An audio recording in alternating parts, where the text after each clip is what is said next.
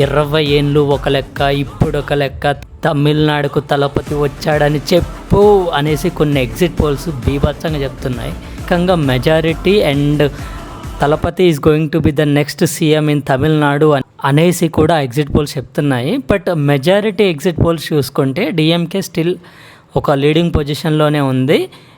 మన టీవీకే పార్టీకి హార్డ్లీ ఒక 20 సీట్స్ వరకు ఎగ్జిట్ పోల్స్లో చెప్తున్నారు. బట్ రేపు ఏం జరుగుద్ది అనేది మనం కూడా చూడాలి. ఎందుకనంటే ఎంతైనా మన పక్క స్టేట్ కదా. ఇంకొకటి మన తెలుగుకు తమిళ్కు చాలా సంబంధం ఉన్నది.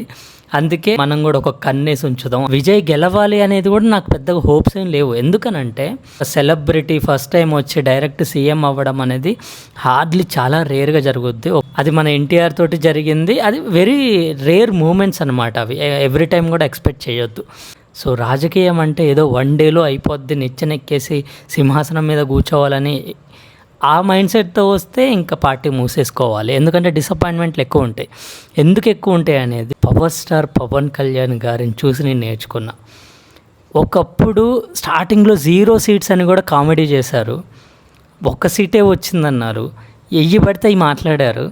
బట్ స్టిల్ ఆ టైంలో అతనుకున్న ఫ్యాన్ బేస్కు, అతన్ని దేవుడని చూసే ప్రజలకు నాకే క్వశ్చన్ మార్క్, అరే వీళ్ళు ఓటే లేదా ఏంటి మరి ఇంతలా ఉందనేసి.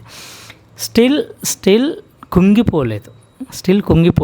వీళ్ళకి 0-1 మా ఎక్కువరా అని అనుకుని నవ్విన వాళ్ళకు ఇప్పుడు డిప్యూటీ సీఎంఐ కూర్చున్నాడు.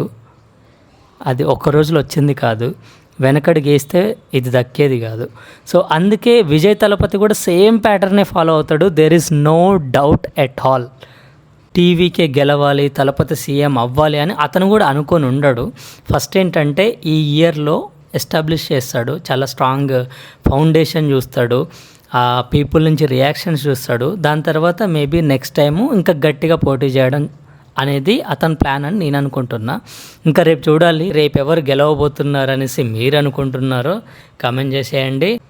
రిజల్ట్ వచ్చాక మళ్ళీ కలుద్దాం. ఫాలో చేసి పెట్టుకోండి. బీయింగ్ సూర్య సైనింగ్ ఆఫ్.